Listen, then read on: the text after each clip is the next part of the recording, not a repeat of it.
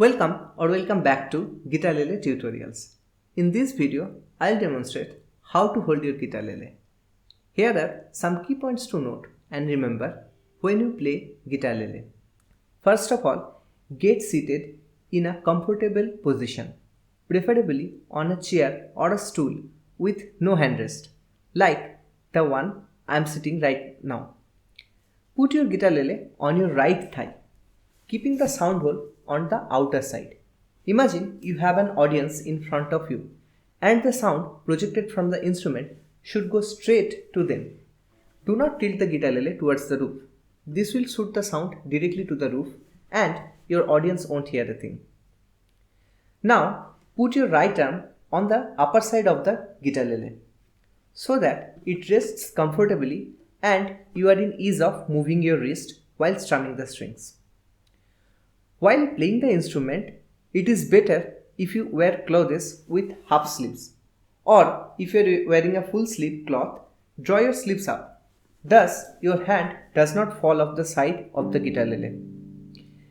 The curvature of the instrument should retain it in its position, taking off any weight-bearing exercise from your left hand. The left hand should not support the weight of the guitarlele. For the first few lessons, the left hand won't move much, but we need to move our left hand freely. In case you want to or have to play standing, I recommend you invest in a strap and strap lock. Guitarlele is a somewhat heavy instrument, so if you play standing, you risk damaging the instrument by falling it down and snapping its head. The next point is for your wrist. Do not tilt the instrument to see the strings. This will cause your wrist to have some strain.